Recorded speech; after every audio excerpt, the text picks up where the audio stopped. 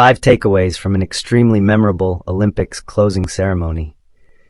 It was a party in the Stade de France, as an electric 2.5 weeks of the Summer Olympics wrapped up on Sunday, with a celebration of the athletes, the people who made the games happen, and a preview of what to expect in 4 years.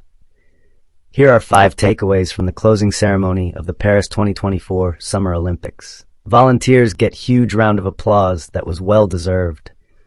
They were everywhere in Paris during these Olympic Games and helped people from around the world find their way around venues, around the city, and just generally get themselves sorted out. The volunteers of Paris 2024 deserved a huge thank you, and they got one to start off the closing ceremony. Clad in green shirts and green pants for the last 2+ weeks, they were ever present at all hours of the competition. When they streamed into the Stade de France along with the flag bearers, they received a huge roar from the always vociferous French crowd. The sports are obviously the central part of the Olympic Games, but they don't work without an army of volunteers spread throughout the host city, helping fans from around the globe find their way around. It was a wonderful gesture from Games organizers and an incredible moment for the volunteers to be able to be thanked by tens of thousands of people who they helped during their time in Paris. Karaoke sets off a party as the athletes are freed from desire. The closing ceremony's Parade of Nations was a celebration from the start. Athletes ready to relax and celebrate after completing years of training for these last 2 weeks were excited to pump up the fans in the stands and mingle with their teammates. After most of the athletes entered the stadium, it was time for a little karaoke with 80,000 people all singing together.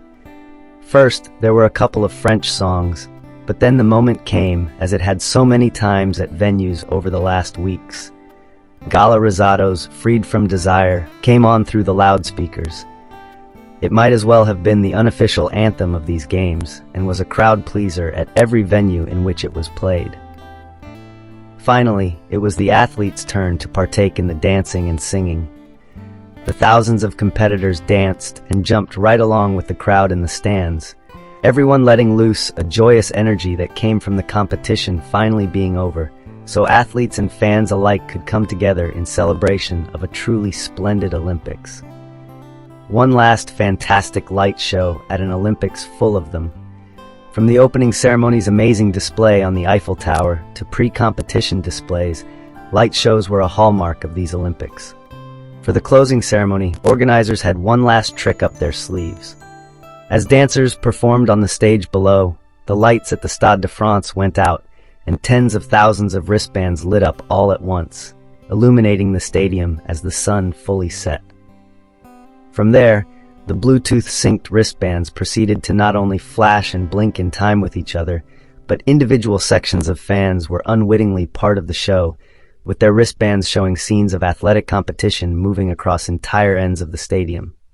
It was a truly breathtaking display that ended in the Olympic rings being raised above the stage in the center of the stadium, and the wristbands of the fans on all 4 sides of the venue being illuminated in their iconic image. It was a performance of synchronization across such a large scale that was truly impressive to see. Phoenix and other French performers rock, and the athletes storm the stage.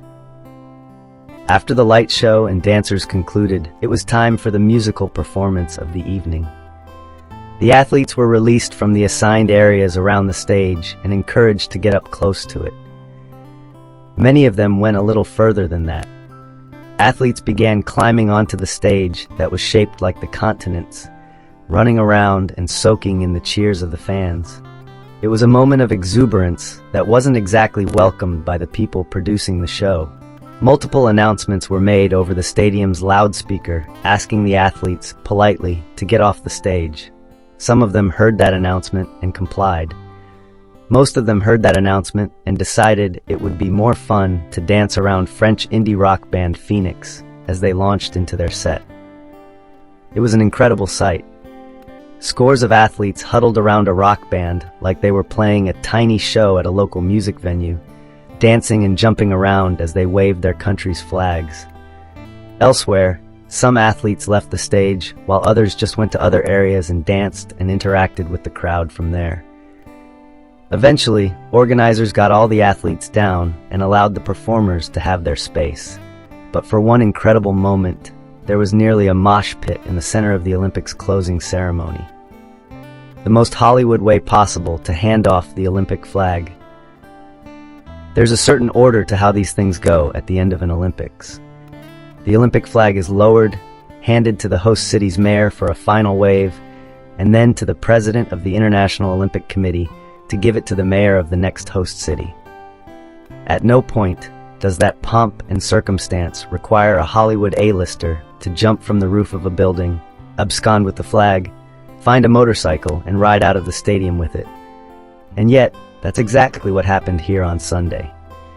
As Los Angeles Mayor Karen Bass handed the flag to U.S. gymnastics legend Simone Biles, a spotlight suddenly flashed to the top of the Stade de France where Tom Cruise, who famously does all his own stunts, was standing. And then suddenly he was falling. Attached to a cable, Cruise jumped from the stadium's roof to the field below, making his way through the assembled athletes to Bass and Biles. Cruise was handed the Olympic flag and gave it a wave before he went back into the crowd of athletes. Inexplicably waiting for him below was a motorcycle. And in true action star fashion, Cruise hopped on the bike and fired it up, riding out through the tunnel of the stadium. Video screens quickly showed him riding through the streets of Paris with the flag, heading for an airport where he boarded a plane and flew the flag to Hollywood. Eventually, after some more Cruise hijinks and sweeping shots of the SoCal landscape, the flag arrived at the beach where the Red Hot Chili Peppers, Billie Eilish, Snoop Dogg, and Dr. Dre were waiting for it. It was an extremely LA way to begin the next Olympiad, and definitely set an early tone for what to expect in the City of Angels 4 years from now.